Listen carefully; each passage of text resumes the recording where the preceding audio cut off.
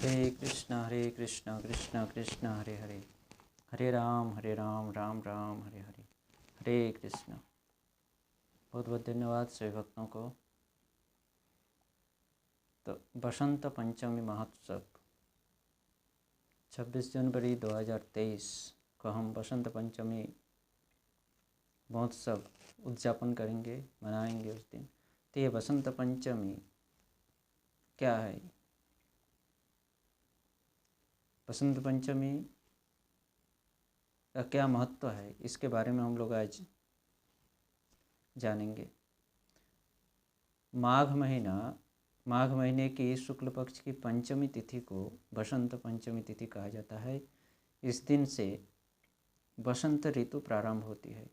हमारे भारतीय कैलेंडर के अनुसार बसंत ऋतु फाल्गुन और चैत्र महीना है। जो 12 महीना है साल में, उन 12 महीनों में से फाल्गुन महीना और चैत्र महीना, ये 2 महीना बसंत ऋतु है। परंतु वैदिक कैलेंडर के अनुसार माघ महीना की शुक्ल पक्ष की पंचमी तिथि के दिन बसंत ऋतु शुरू होती है। इस दिन से बसंत ऋतु का प्रारंभ होता है।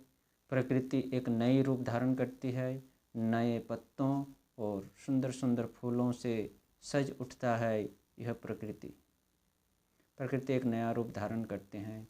सभी का मन आनंद से नाच उठता है, क्योंकि बसंत ऋतुओं का राजा है। जो 6 ऋतु है, ग्रीष्म वर्षा शरद करके जो 6 ऋतु है, उनमें से बसंत ऋतु सभी ऋतुओं का राजा है। इसलिए कहा जाता है ऋतुराज बसंत, यानी ऋतुओं का राजा बसंत है। भगवत गीता में भगवान श्री कृष्ण भी कहे हैं, ऋतुओं में मैं बसंत हूँ। इस बसंत ऋतु की जो अधिष्ठाता वो है भगवान श्री कृष्ण। प्रत्येक ऋतु में एक एक अधिष्ठाता कंट्रोलर रहते हैं। तो ये बसंत ऋतु के जो कंट्रोलर है, अधिष्ठाता है, वो है भगवान स्वयं श्री कृष्ण। इसलिए भगवान स्वयं श्री कृष्ण, जो कि परमात्मा के रूप में सभी के हृदय में विराज करते हैं, वही भगवान श्री कृष्ण इस बसंत ऋतु के कंट्रोलर है। तो इसलिए बसंत ऋतु का प्रारंभ होते ही सभी का मन आनंद और उल्लास से भर जाता है। बहुत ही सुहावना ये ऋतु है। तो माघ महीना शुक्ल पक्ष की पंचमी तिथि से ये ऋतु शुरू हो जाती है, प्रारंभ हो जाती है। इस दिन बसंत पंचमी महोत्सव हम मनाते हैं।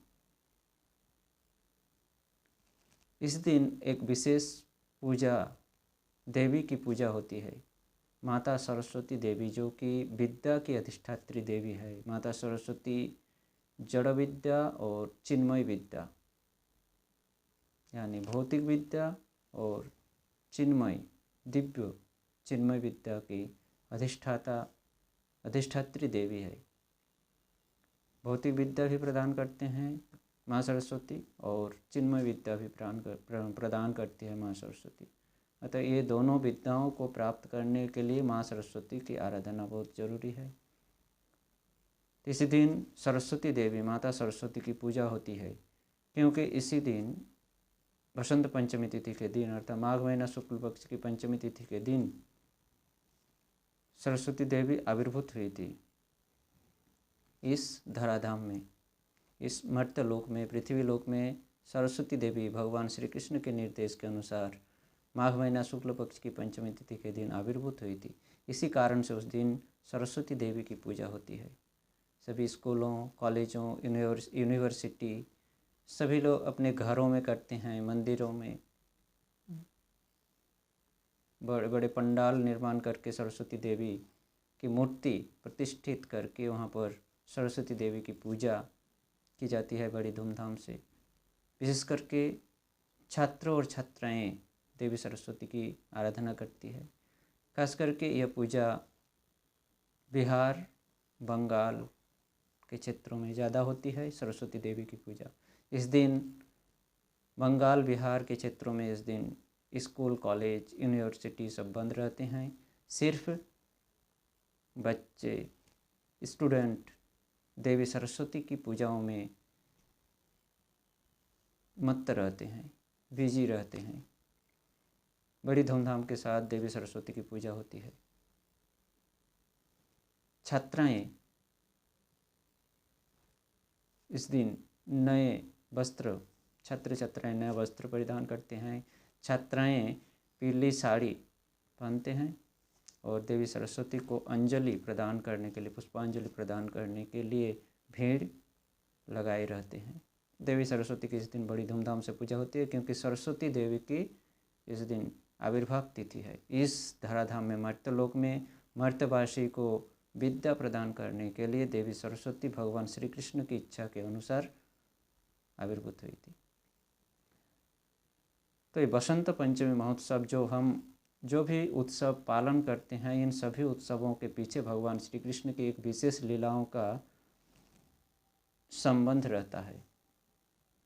इसलिए कोई भी उत्सव मनाने से पहले, उत्सव उद्यापन करने से पहले, पालन करने से पहले हमें शास्त्रों से उनके महिमा को जानना बहुत जरूरी है। जो भी उत्सव हम भारतीय, हिंदू, सनातनी धर्म जो भी उत्सव पालन करते हैं वो भगवान श्री कृष्ण की विशेष लीलाओं के साथ जुड़े हुए हैं। इसलिए शास्त्रों के विधि विधानों के अनुसार इन उत्सवों को पालन करना चाहिए। तो ये बसंत पंचमी महोत्सव जो हम मनाने चल रहे हैं 26 जनवरी 2023 को, यह बसंत पंचमी महोत्सव के पीछे भगवान श्री राधा कृष्ण की कौन सी लीला जुड़ी हुई है, कौन सी लीलाओं के साथ संबंधित है। तो पहले हम लोग हरिभक्ति विलास ग्रंथ से बसंत पंचमी की महिमा का वर्णन श्रवण करेंगे। हरिभक्ति विलास अध्याय 14, 167, 168 और 170, 167, 168 और 170 नंबर श्लोक में बहुत सुंदर से बसंत पंचमी महिमा का वर्णन किए हुए हैं। और इस बसंत पंचमी महोत्सव को पालन करने से क्या लाभ, वो भी वर्णन किए हैं हरिभक्ति विलास अध्याय 14, 170, 170 नंबर श्लोक में। तो इन 3 श्लोकों के माध्यम से हम बसंत पंचमी की महिमाओं को श्रवण करेंगे। तो चलिए हम चलते हैं हरिभक्ति विलास ग्रंथ में।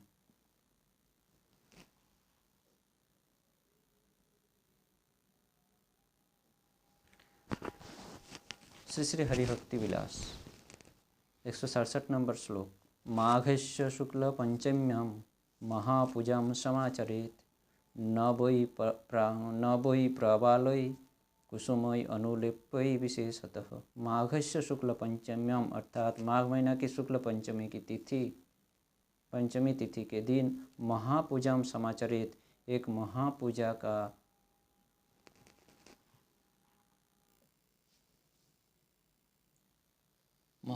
समाचरित, एक विशेष महापूजा की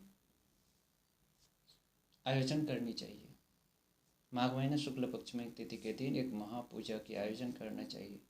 किस प्रकार से? नवोई प्रबालय कुसुमय अनुलेप्य विशेषतः, विशेष करके खास करके इस महापूजा नवोई प्रबालय, नई पल्लव यानी पत्ता, नए पत्ते, कुसुमय फूल और अनुलेप्य अनुलेपन यानी सुगंधित द्रव्य जैसे अगरू, चंदन इत्यादि सुगंधित द्रव्यों के साथ माघ महीना शुक्ल पंचमी तिथि के दिन इस महापूजा का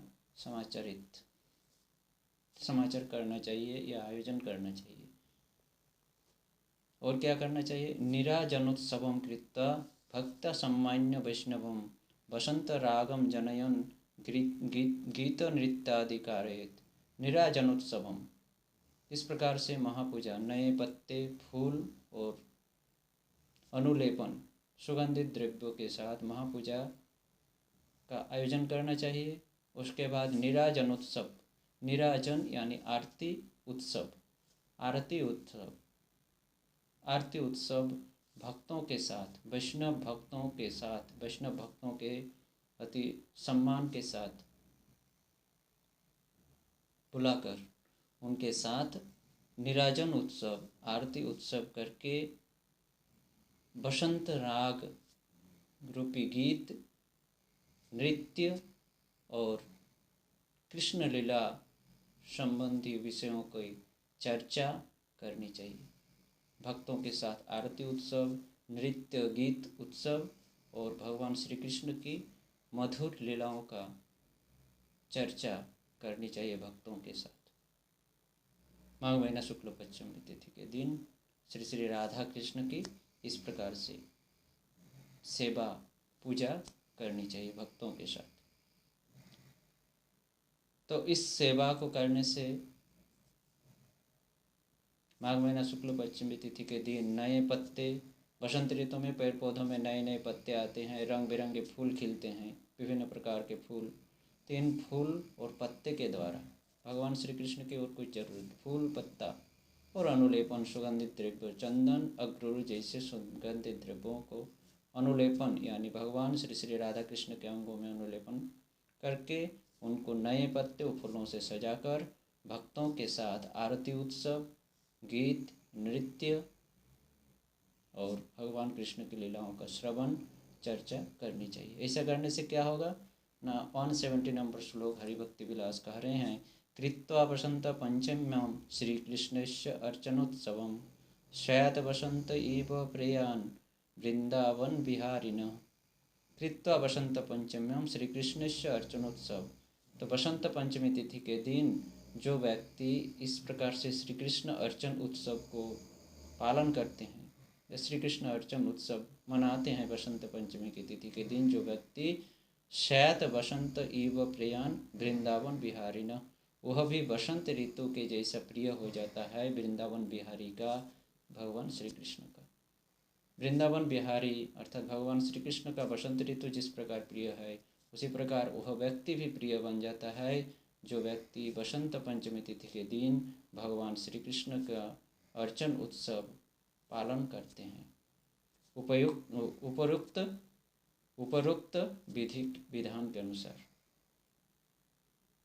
भक्तों के साथ नए पत्ते फूलों के द्वारा श्री श्री राधा कृष्ण को सजाकर उनके ऊपर अनुलेपन, चंदन, अगरू, कुमकुम इत्यादि चीज़ें, सुगंधित चीज़ें अनुलेपन करके आरती, उत्सव, कथा, गीत, नृत्य भक्तों के साथ इस प्रकार से पूजा उत्सव करते हैं तो वह व्यक्ति भगवान श्री कृष्ण का अत्यंत प्रिय बन जाता है। ठीक उसी प्रकार जिस प्रकार बसंत ऋतु भगवान श्री कृष्ण का प्रिय है। भगवान श्री कृष्ण कहते हैं बसंतों में, ऋतुओं में मैं बसंत हूँ। बसंत ऋतु भगवान श्री कृष्ण का अत्यंत प्रिय है। तो हमें अगर प्रिय बनना है, भगवान श्री कृष्ण का प्रिय पात्र अगर बनना है, तो हमें बसंत पंचमी तिथि के दिन इस प्रकार से भगवान श्री श्री राधा कृष्ण की सेवा पूजा का आयोजन करनी चाहिए।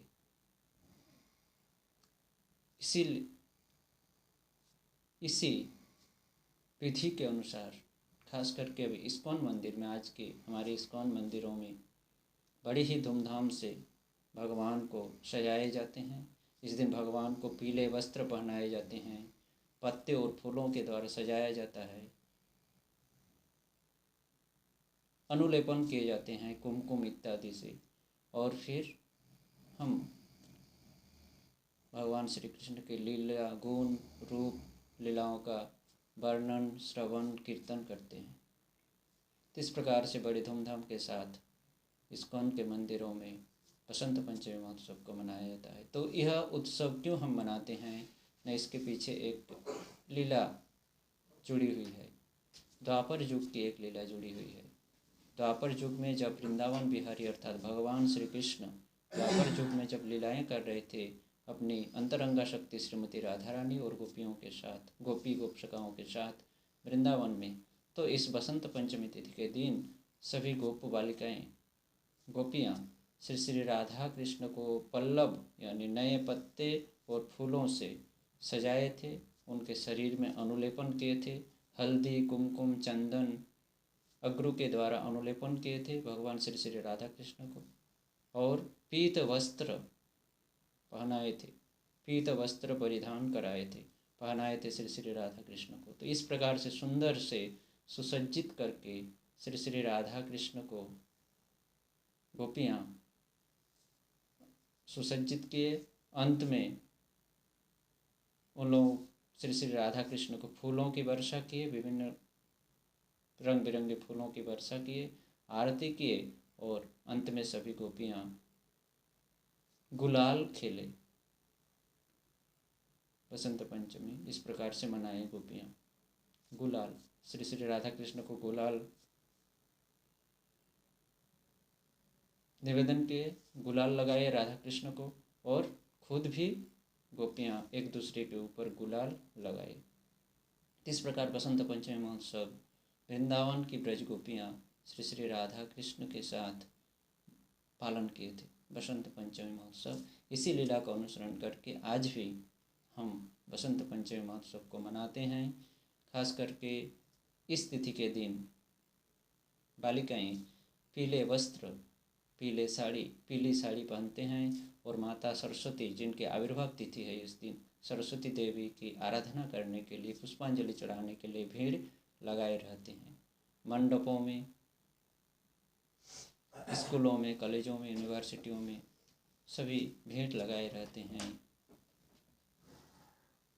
पुष्पांजलि देने के लिए माता सरस्वती। तो इस दिन सरस्वती देवी की आराधना होती है। तो इस प्रकार से पीले वस्त्र पहनते हैं इस दिन सभी, और गुलाल की व्यवहार करते हैं। हम देखते हैं देवी की पूजाओं में, जितनी भी देवी है सभी देवियों की पूजा में हम सिंदूर की व्यवहार करते हैं, परंतु सरस्वती देवी की पूजा में हम सिंदूर नहीं, गुलाल की व्यवहार करते हैं। कारण बसंत पंचमी तिथि के दिन ब्रज गोपियाँ द्वापर युग में श्री श्री राधा कृष्ण को इस प्रकार से फूल, पत्ते और सुगंधित द्रव्यों के अनुलेपन करके श्री श्री राधा कृष्ण की पूजा आराधना किए, आरती किए, और उनको अंत में फूलों की वर्षा करके फिर गुलाल लगाए और खुद भी गुलाल लगाए ब्रज गोपियाँ। तो इसी लीला को स्मरण करते हुए सरस्वती देवी के आविर्भाव तिथि के दिन, बसंत पंचमी के दिन, हम सब गुलाल की व्यवहार करते हैं। भले हम इस नियम को नहीं जानते हैं, आज आधुनिक के युगों में हम इस नियम को नहीं जानते हैं, परंतु फिर भी प्रथा प्रचलन के अनुसार हम इस प्रकार से नियमों को पालन कर रहे हैं। भले हम इनकी जानकारी हो या ना हो, परंतु प्रचलन के अनुसार हम गुलाल खेलते हैं, पीले वस्त्र पहनते हैं। खास करके बंगाल, बिहार के क्षेत्रों में इसको ज़्यादातर दिखाई देता है।